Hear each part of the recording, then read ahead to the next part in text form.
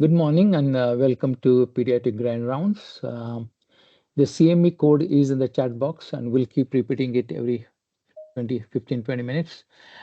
Thank you for many of you for completing the evaluations after last week's Grand Rounds. I'm requesting again to complete the evaluations which Delia sends right after the Grand Rounds. That helps me provide feedback to our speakers. I'm going to request Dr. Ranch to introduce this morning's Grand Round speaker. Dr. Ranch.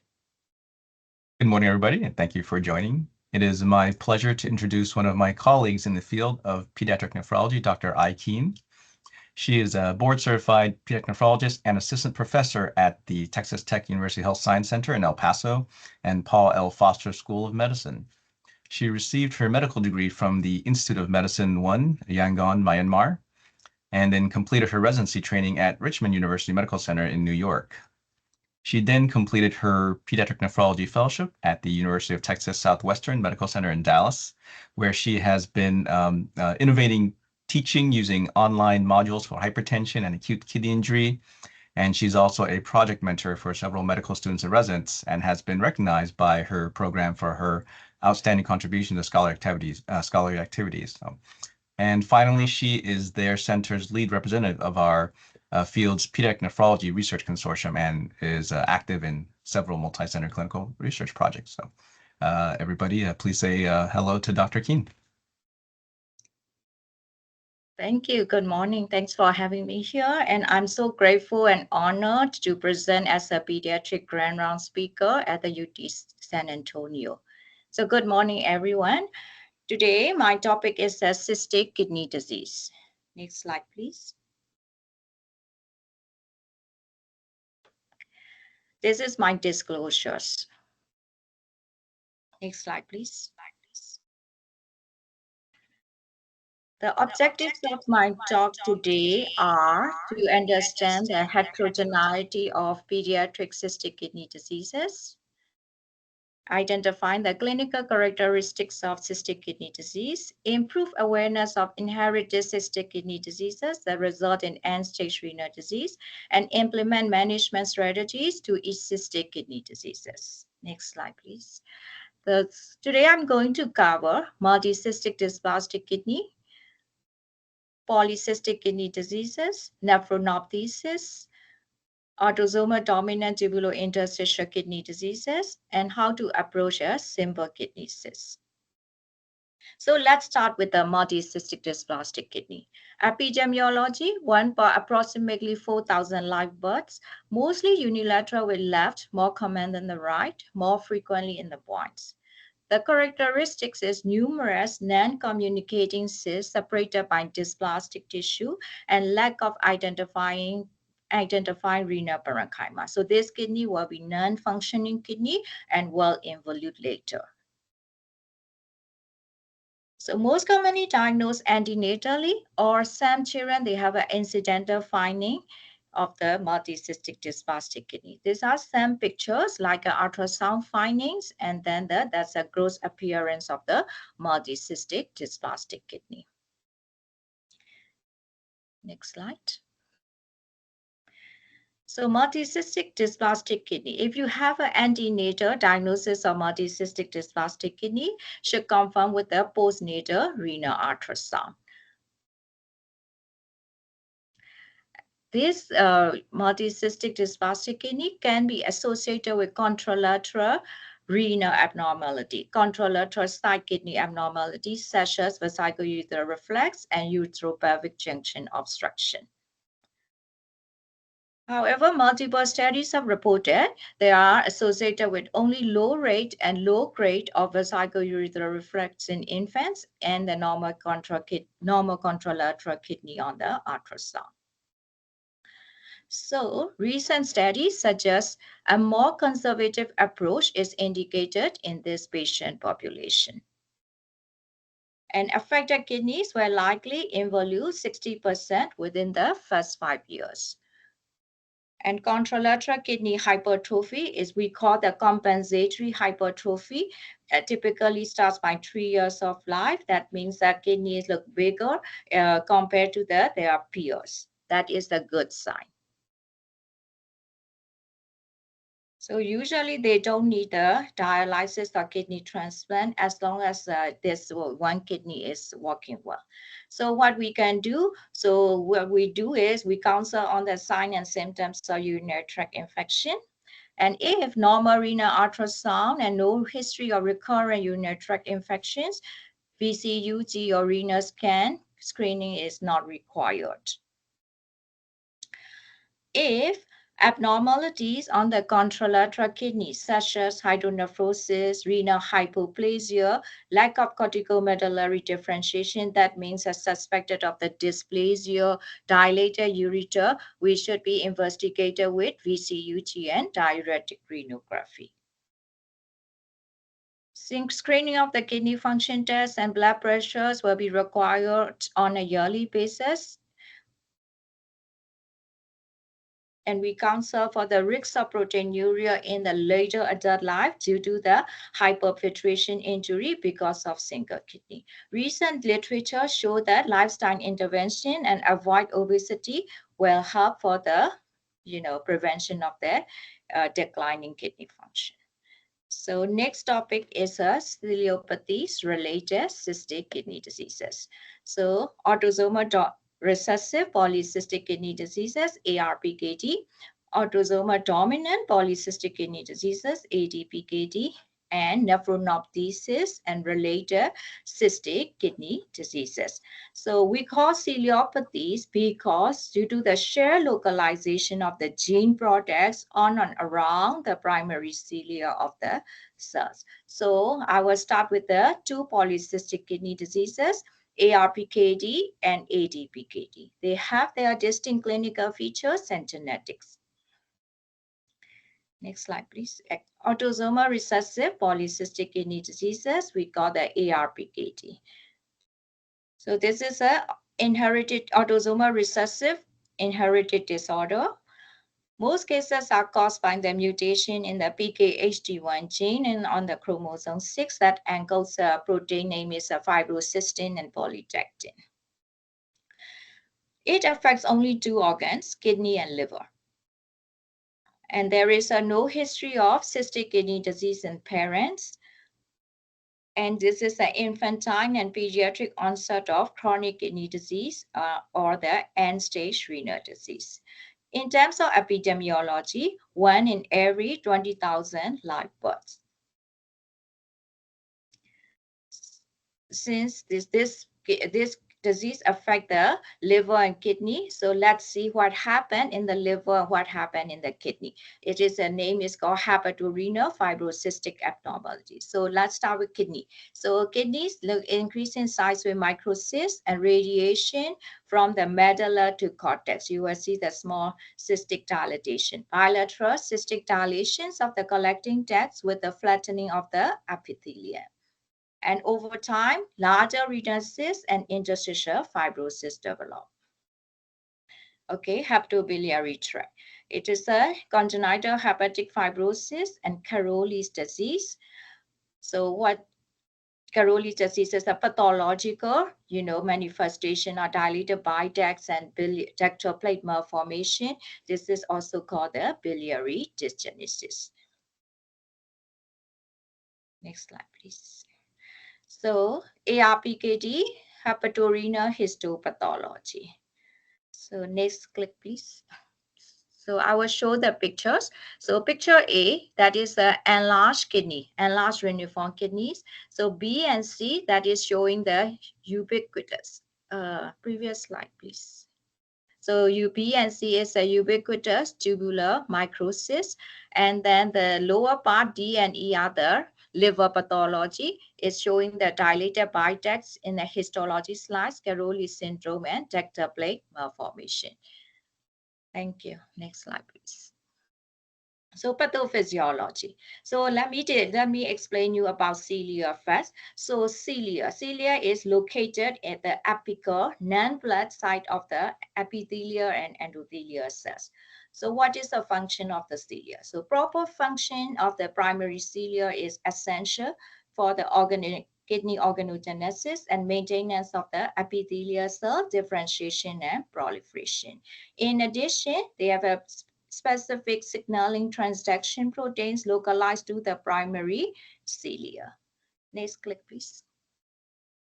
So in ADPKD, ARPKD, they have a ciliary dysfunction that impact the intracellular calcium regulation, cyclic AMP, and sodium transport that were implicated in kidney morphogenesis and maintenance of healthy epithelial and endothelial layers that can impact their cyst development and expansion.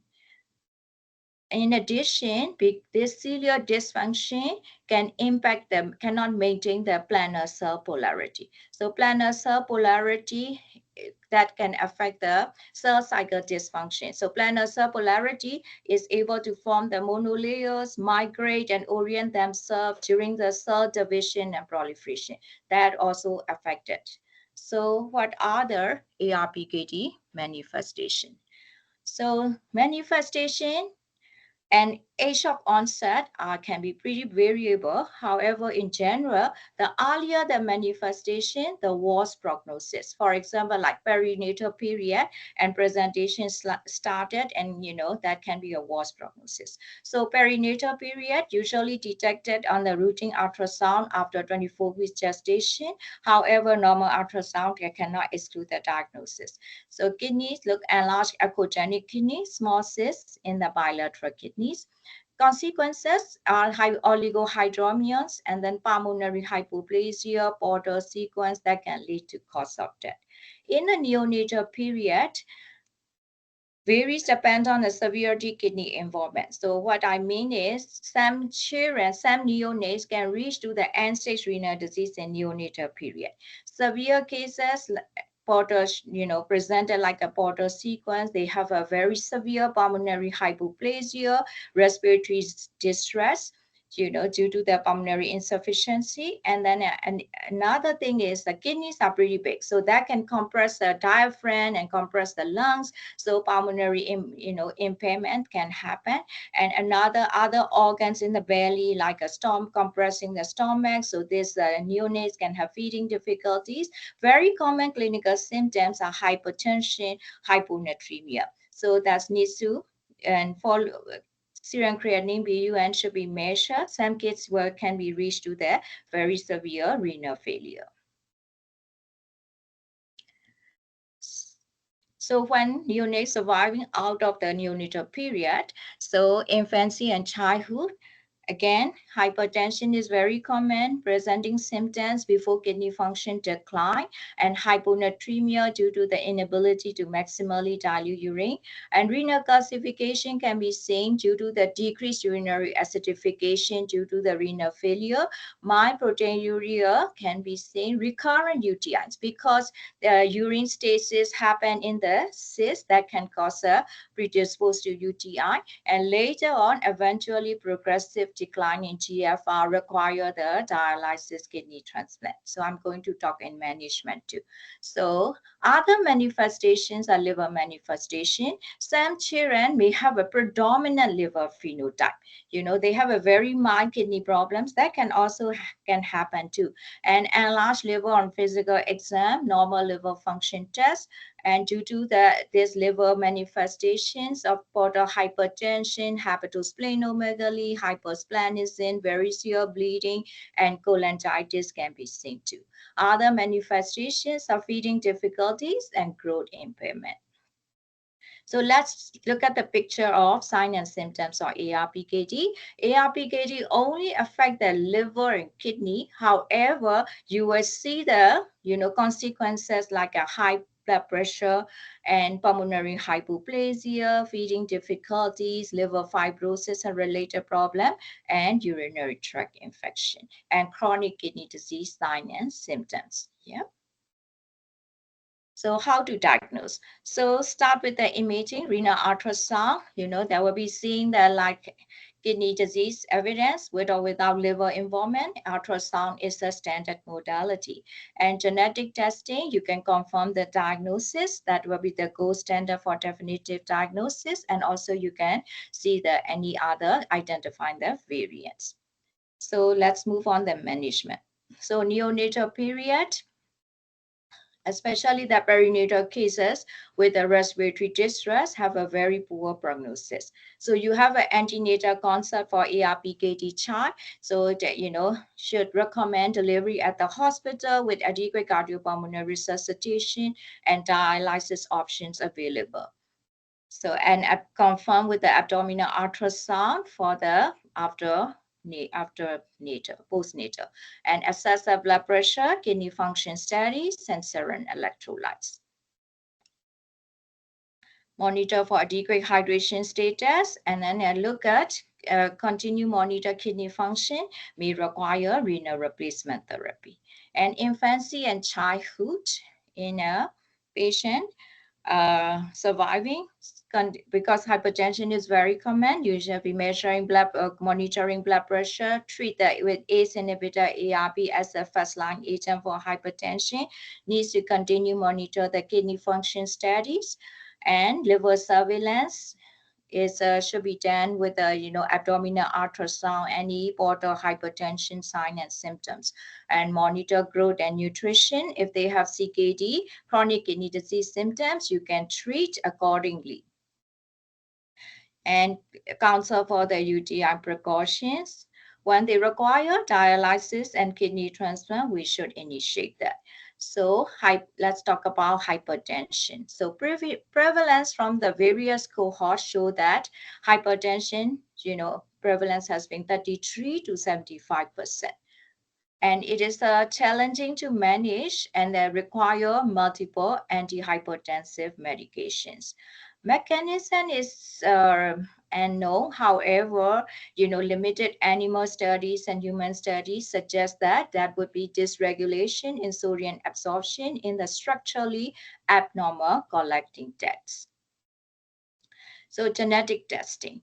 So due to the broad phenotypic and genetic heterogeneity of cystic kidney diseases, genetic diagnosis is essential for clinical management of the patients and helpful for the families.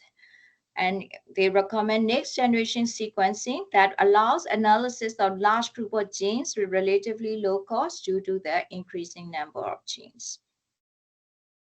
So I like to share the variable renal outcome of 3 neonatal ARPKD cases in my center. So first case was born 33 weeks, and the mother has a significant history of abortion, stillbirth history. However, there is no, diagnosis of ARPKD, no formal diagnosis of ARPKD. The child born with normal sized kidney, bilateral kidney cyst, and also ventriculomegaly. However, his creatinine has been stable, and then at 1 year of age, creatinine is 0.3, but he has a severe hypertension. So as you know, cystic kidney disease are very manifestations can be a very variable and heterogeneically complex. So we end up doing the genetic testing and confirm that, and then that will see the ARPKD. So because of CNS manifestation, I am also wondering other causes of ciliopathies related cystic kidney diseases, nephronophthisis, I'm going to talk later. And case 2, that is born with a 31-week gestation, is prenatal diagnosis of ARPKD, and he also developed hypertension around 3 to 4 months of life. He developed chronic kidney disease in a serum creatinine of 1 at around 1 year of age, and he had a preemptive kidney transplant at the 4 years of age at your center. And case 3 is a severe case. There's born with very enlarged achogenic kidney, more than 9 centimeter bilaterally with a multiple tiny cyst. And she had a pulmonary hypoplasia, and she required to be on the oscillator ventilator for first 5 days and then move to the conventional ventilator. Her creatinine reached to the 2.3, 2.5 milligram per deciliter in neonatal period. So this kid is going to the end-stage renal disease in the neonatal period and ending up with nephrectomy, starting initiating the peritoneal dialysis. Next slide, please. So what we learn is the oligo or anhydromyos portal sequence due to the renal function impairment that portend the worst renal outcomes. Aggressive management of dialysis, unilateral or bilateral nephrectomy in neonatal or infantile period may require. So nephrectomy is main reason is needs a space for the dialysis and then for feeding. Okay, coordinating patient care with a multidisciplinary team approach with perinatologists, neonatologists, nephrologists, GI, geneticists, pediatric surgeons, nutritionists, and behavior specialists. So this is a case 3, severe case of kidney ultrasound showing a very enlarged kidney and then microcyst and then the cystic dilatation. So let's move on ADPKD. It is an autosomal dominant inherited disorder. PKD main genes are 2 genes, PKD1 gene and PKD2 gene. PKD1 gene is accounts for the 78 to 80% of the cases. PKD2 genes are accounts for 15 to 20% of the cases. Protein involved is polycystin 1 and 2. So polycystins are protein localized to primary cilia or renal epithelial cells that are involved in intracellular calcium signaling and cyclic AMP activation. In terms of epidemiology, 1 in every 400 to 1,000 live births, nearly 12.5 million around the world with the autosomal dominant ADPKD. So, pathology, there's a kidney cyst involved in all parts of the nephron. Cystic dilatation in early presentation starts with a smaller cyst, later on kidney enlargement with a macrocyst. So for ADPKD characteristics, there is a family history of cystic kidney diseases in each generation, late or adult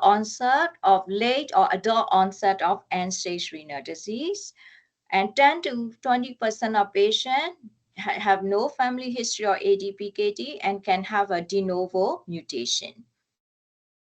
So absence of positive family history of cystic kidney disease does not exclude the possibility of the ADPKD. So since renal cyst in a child is pretty rare, so if you finding on the one renal cyst in child with positive family history of ADPKD, that should be considered diagnostic. So diagnosis for ADPKD, they don't recommend pre-symptomatic screening of ADPKD, not currently recommended for at-risk children. However, from age 15, at-risk individual, age 15 to 39 years, if you see 3 or more unilateral or bilateral renal cysts and ultrasound, this is a diagnostic. So what at-risk individual mean? At-risk individual defined as first-degree relatives of individuals diagnosed or suspected to have a ADPKD. So this article showing that diagnostic confirmation, unless we are pediatric, with this 15 to 29 years, if you see the total number of more than 3 cysts, there's a positive predictive value of 100% and sensitivity or 94.3%. For PKD2, positive predictive value 100% and sensitivity of 69.5%. For 15 to 29, disease exclusion is no cyst. So what are the ADPKD manifestations?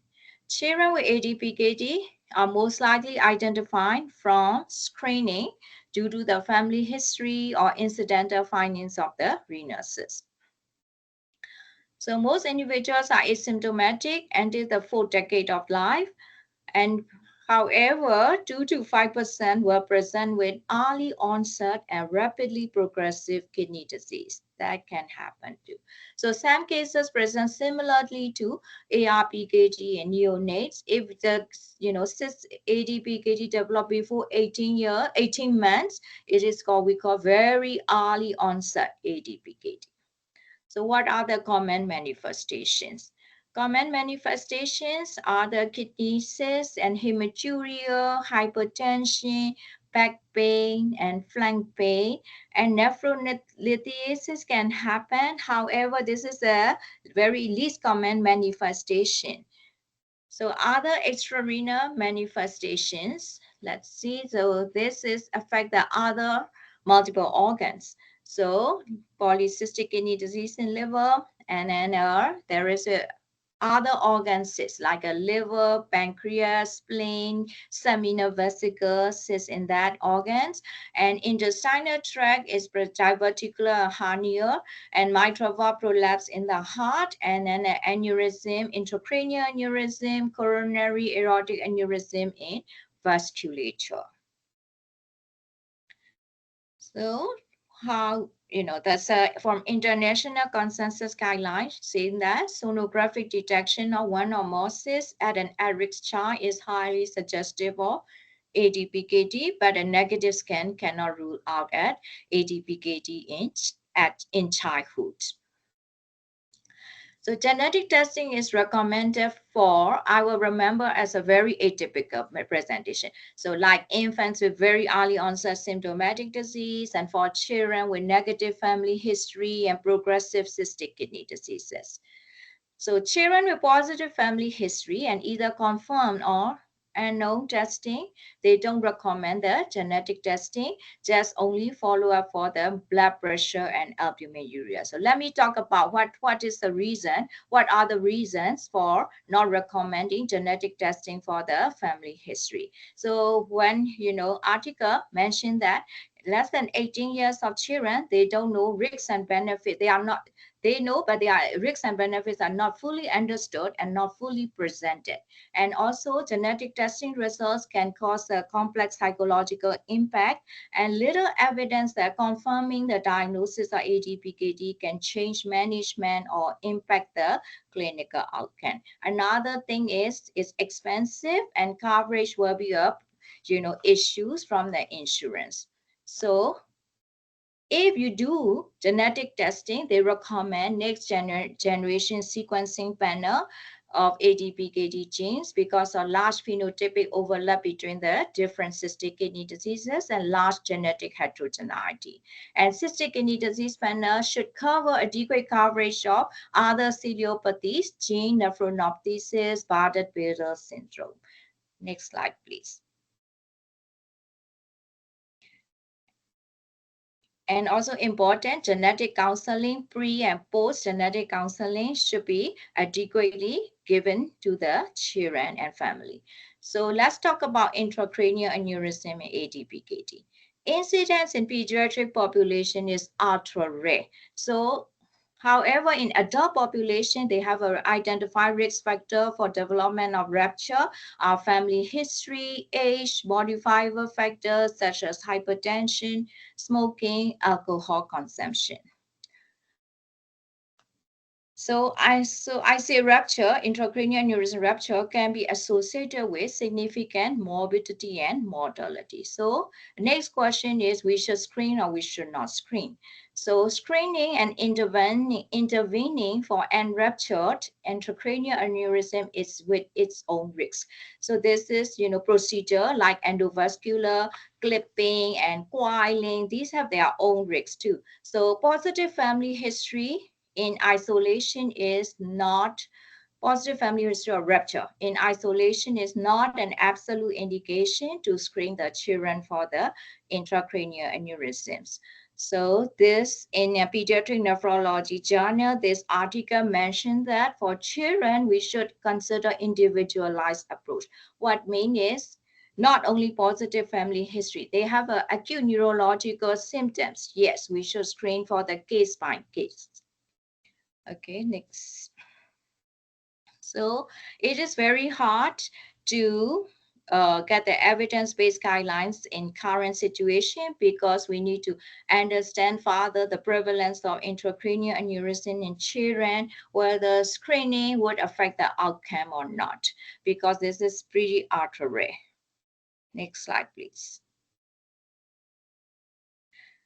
So other international consensus guideline for other management, currently vasopressin antagonists should be offered routinely, but off-label use can be considered in selected children.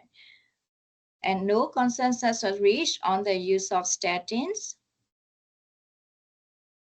And mTOR inhibitors and somatostatin analogs are not recommended. And children with ADPKD should be strongly encouraged to achieve the low dietary salt intake. So other management, blood pressure monitoring is important, at least annually. If you think that high blood pressure, you can bring more often, and, doing the 24-hour ambulatory blood pressure monitor, and start the ACE inhibitor, angiotensin receptor blocker, and your proteinuria screening, and recommended low sodium diet, less than 2 grams a day, and low caffeine intake. Increase fluid intake for these children, and then avoidance of contact sports. That is, theoretically, there will be an increased risk of traumatic cyst rupture. However, there is no evidence base. And continue monitor the kidney function. So let me summarize what is ADPKD, difference between ADPKD and ARPKD. ADPKD is an adult onset chronic kidney disease, and this is a systemic disease that can affect the multiple organs in the body, cysts in kidney and other abdominal organs, heart abnormalities like mitral valve prolapse and vasculatures. There could be the aneurysm. And gene involved mainly is a PKD1 and PKD2. And cyst is along the entire nephron. For ARPKD, infantile and pediatric onset, again, stage onset can be variable. It's confined to the kidneys as polycystic kidney disease, and liver as a congenital hepatic fibrosis. Main genes are main gene is a PKHD1. And cysts are cystic, collecting ducts. Cyst is a ubiquitous cystic dilatation in the collecting duct dilatation. So this is the picture. Okay. There are atypical presentation. When you read the more case report, you will see some atypical presentations of both diseases. Okay, so let's move to the nephronophthisis and related ciliopathies. So nephronophthisis is an autosomal recessive cystic kidney disease. It is one of the most frequent genetic causes of end-stage renal disease in the first 3 decades of life. It is a broad spectrum of renal cystic and degenerative disease that often exclude extrarenal manifestation. So nephronophthisis can be occur as an isolated kidney disease, or 15% that can be a syndromic with the extrarenal symptoms affecting the other organs like eyes, CNS, and then the skeleton. Because of the related gene products localized to primary cilia and central zones, this is also known as nephronophthisis related ciliopathies. So pathogenesis, this is a ciliopathies related cystic kidney diseases. So next click, please. And this is a primary cilia. Is a critical role in numerous signaling pathways, including the DNA damage response signaling. So if you dysregulation DNA damage response signaling, that can cause apoptosis, tissue fibrosis, degenerative renal phenotype or nephronophthisis. Because of fibrosis, degenerative, these nephronophthisis kidneys are not as enlarged as the polycystic kidney diseases. Okay. Next slide, please. There will be infantile and juvenile and adolescent onset. Presentation: polyuria, polydipsia, secondary aneurysms, anemia, and growth retardation. So when you check renal function, they have a great serum creatinine, usually noted around the 9 years of age. And renal ultrasound reveals a kidney look increased echogenicity and normal or slightly reduced size. Cysts arise from the corticomedullary junction of the kidneys. So this picture showing that, the serum creatinine is increased rising around, 6, 7, up to depends on the type of the adolescent type or the juvenile type, like that, infantile type. And the kidney showing that echogenic kidney, and then poor corticomedullary differentiation and tiny cysts around the corticomedullary border. And also this is a picture, next click, and this is a histology. Here is a tubular basement membrane disruption, tubulointerstitial nephropathy, and cysts. Next slide, please. So diagnosis combine both clinical and genetic diagnosis. So clinically, look for symptoms like polyuria, polydipsia, anemia, high serum, BU and creatinine, look pale, and bilateral echogenic kidneys and poor corticomedullary differentiation in the renal ultrasound, and bilateral kidney involvements, and a small cyst present or absence along the corticomedullary borders. Next slide, please. And a gene mutation is nephronophthisis gene 1 to 9 mutation by the genetic diagnosis. So some 15% associated with nephronophthisis, extrarenal manifestation. So extrarenal manifestation is like an eye disorder, ophthalmologic disorder, neurological disorder, for example, like encephalopathy associated, this is called Macker-Gruber syndrome, and hepatic disorder, skeletal disorder can be associated, yes. So I will show senior Loken syndrome. This is nephronophthisis clinical symptoms, and then the retinitis pigmentosa. Next click. Okay, so this is A is a normal, B is a retinitis pigmentosa. Okay, and next slide, please. June syndrome is we call asphyxiating thoracic dystrophy. So this is a small thorax. Okay, and also this is a syndrome associated with the skeletal disorder. So we will see post-axial polydactyly, short limbs, short and slender ribs, small ilia, irregular acetabulum, cystic kidney disease, and declining kidney function. I will show another picture. This is a June syndrome children. They have a short limbs. Okay, next slide, please. And Joubert syndrome. Joubert syndrome, that is a cystic kidney disease plus the eye problems, right? So nystagmus, coloboma, and then cerebellar vermis aplasia in CNS is called the molar 2 sign. That is, I show you with the rectangle box. It's the molar 2 sign, cerebellar vermis hypoplasia. Okay, next slide, please. So what is the management?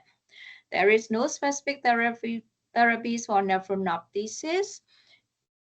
So correction of the electrolyte, acid-base, water balance disturbances. If they have a hypokalemia, you can supplement with the potassium supplementation. And if they have a chronic kidney disease, and then you have to manage chronic kidney disease signs and symptoms like anemia, chronic kidney disease, and secondary hyperparathyroidism, phosphate restriction, adequate vitamin D supplementation, like a management for CKD. And metabolic acidosis, you can treat with the alkali, like sodium citrate. Nephronophthisis management, other management is for anemia, like erythropoietin and iron, erythropoietin iron management will be required. Next click, please.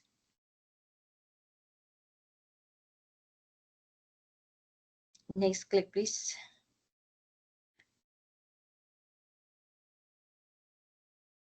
nephronophthisis. Can you still see? Anemia should be treated with iron supplementation and erythropoietin, and then all the chronic kidney disease management. If they require dialysis, kidney transplant, we can start that. Some children go to the preemptive kidney transplant. That means they go directly to the transplant route instead of, going to the dialysis first. Next click, please.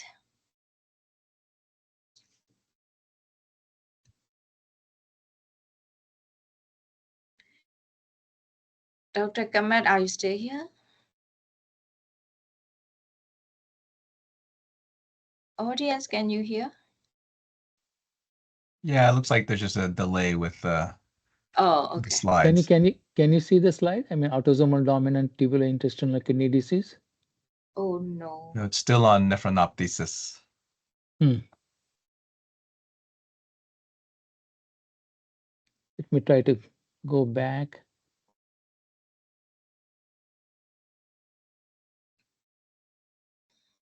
You might have to reshare. Okay, you don't see it anymore? No, it looks like we're stuck on this slide. Okay, let me try resharing.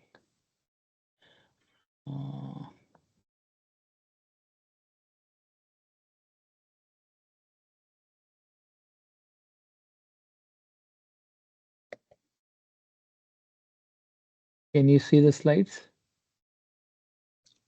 Slide one. Slide one. Okay. Okay.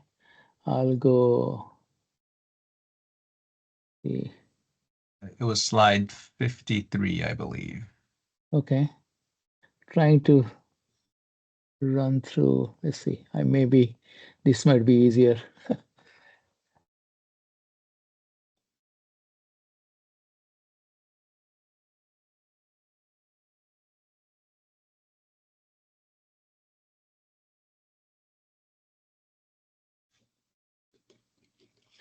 Getting there. Can you see the slides? Slides moving. Yeah. Okay. Okay, 53. So we are halfway through, almost there.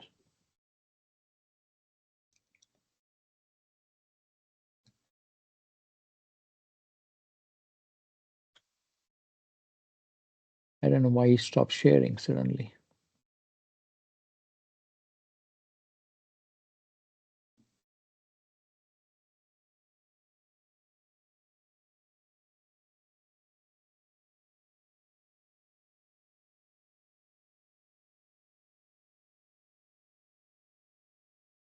Yeah, this slides. Yeah. Okay, next slide. You were here? Yes. Okay. So growth retardation that will require, growth hormone placement. Hypertension may later develop and it should be treated too. Okay. And adequate nutrition that may be maintained with the help of dietitian, like low phosphate diet, depends on the electrolyte disturbances too. And psychological counseling, if they need to go to renal replacement therapy, we should initiate that. Okay, thank you. Next slide, please. So autosomal dominant tubulointerstitial kidney diseases. The characteristics is the tubular atrophy, interstitial fibrosis, and development of the chronic kidney diseases. Previously known as medullary cystic kidney disease and mutations in UMOD, uromodulin gene, and familial, also known as familial juvenile hyperuricemic nephropathy, hereditary interstitial kidney disease, and tubulointerstitial kidney disease. So in order to replace these unspecific and misleading names with more descriptive and accurate terms, nowadays we call that autosomal dominant tubulointerstitial kidney disease. Dominant autosomal dominant pattern of inheritance. Recently, other genes mutations like mucin 1, HNF1 beta, renin genes have also been associated with autosomal dominant tubulointerstitial kidney disease.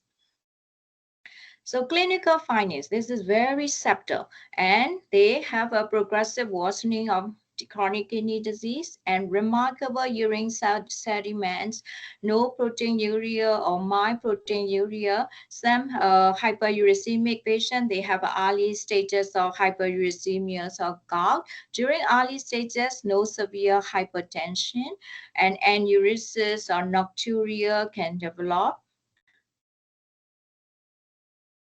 Next. And a polydipsia, polyuria in the severe forms, and then they have also normal or small size kidney. So clinical features, preceptor. And another, as we are doing more and more genetic studies, we see other mutation, that is hepatocyte nuclear factor HNF1 beta mutation. Presents as a renal cortical cyst, bilateral hypoechogenic kidneys, hypomagnesemia, pancreatic hypoplasia, and maturity onset diabetes. This can be autosomal dominant, incomplete penetrance, or variable expressivity. Next clip, please. Okay, so let's move to simple renal cyst. So generally rare in pediatric, and then seen as an isolated renal cyst, could be incidental finding. Simple cysts have a thin wall, on average approximately 1 centimeter, without septa, without calcification or solid components. So simple renal cyst, this picture showing that two Bosnia class 1 and class 2 simple renal cyst. Next click, please. So figure A is a Bosnia class 1. They have a round, smooth, thin wall, less than 1 millimeter cyst with a homogeneous less than 1 centimeter, cyst with a homogeneous content and no septal calcification, echogenic foci, or solid components. No enhancement on contrast CT and no flow on the Doppler ultrasound. So figure B is a minimally complex cyst. It's the Bosnia class 2. Also have a smooth thin wall. They are seeing arrow showing a thin, less than 1 millimeter septations or fine calcifications. So what we are Bosnia class 1 and class 2, this is a simple renal cyst. Next slide, please.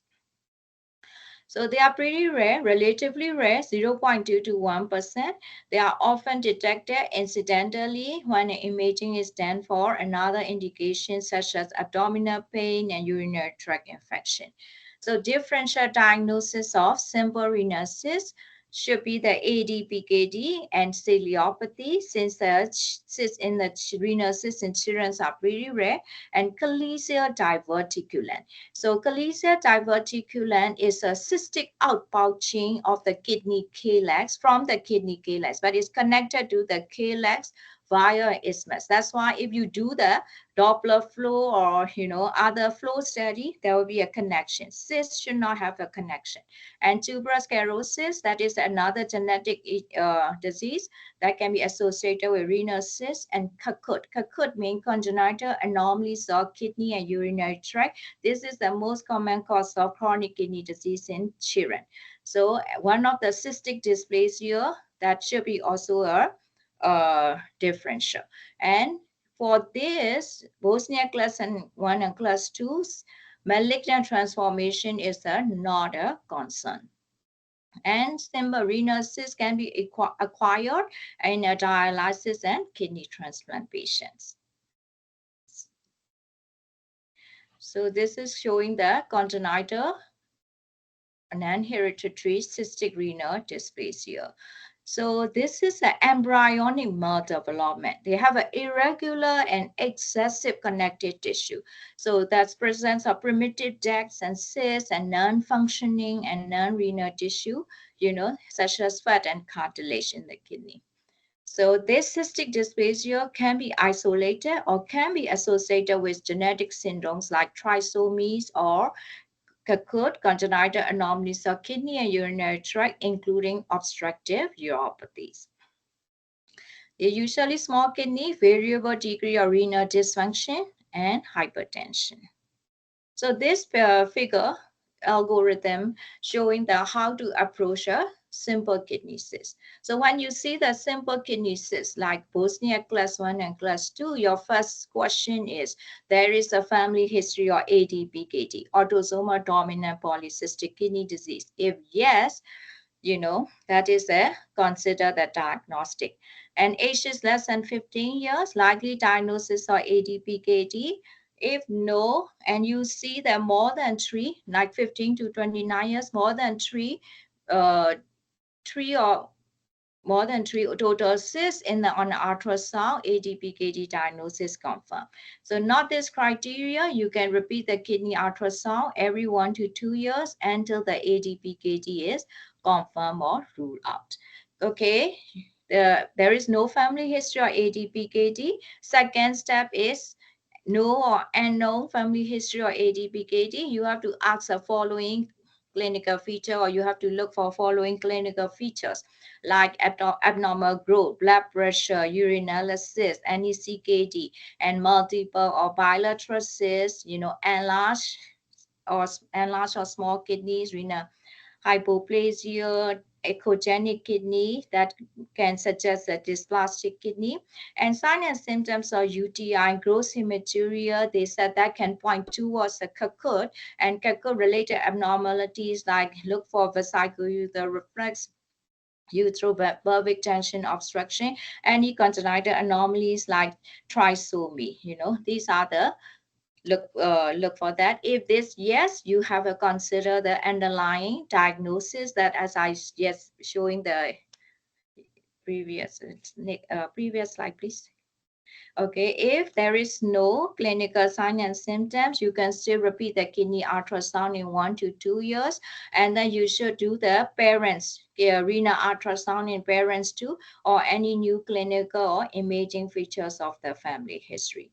If you do after at least 5 years of serial imaging and age is more than 15 years and just a simple kidney cyst, no changes, you can consider stopping the ultrasound surveillance, make a presumptive diagnosis of simple renal cyst or calicia diverticulum. Next slide, please. So take-home messages for this presentation are that pediatric cystic kidney diseases can be genetic or non-inherited etiologies. Renal cystic disease can be differentiated based on age of presentation, cyst size and characteristics, extrarenal symptoms, and family history. It can be very from clinically insignificant to resulting in end-stage renal diseases requiring dialysis kidney transplant. So since cystic kidney diseases are clinically and genetically heterogeneous, genetic testing will help in the confirmation of diagnosis. So for clinicians, the confirmation of diagnosis is important in some cases, like ARPKD cases that can cause a pediatric or childhood onset chronic kidney diseases, and portal hypertension can be the invariable threat. So by knowing that specific condition, we clinicians can, do the early detection and disease monitoring. Cystic kidney disease management, it depends on the each etiology. However, mainstays include surveillance of blood pressure and kidney function.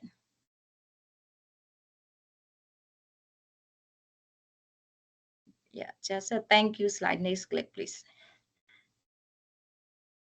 Thank you so much. Next click, please. Yeah, I don't see any more slides. This is the end of the. Yeah, we just have click 6. there. Can you click that? I put a thank you note.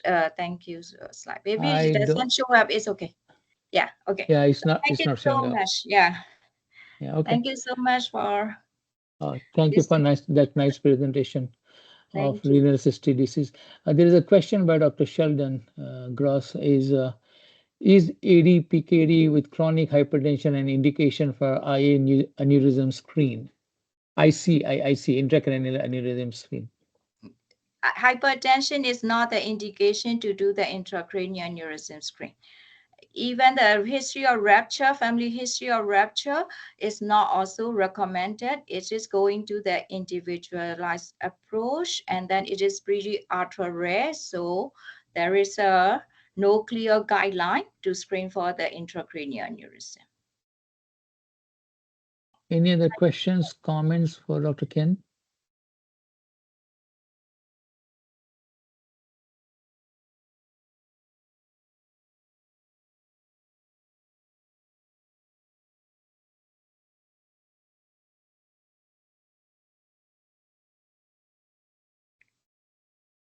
I don't see any in the chat box. Okay.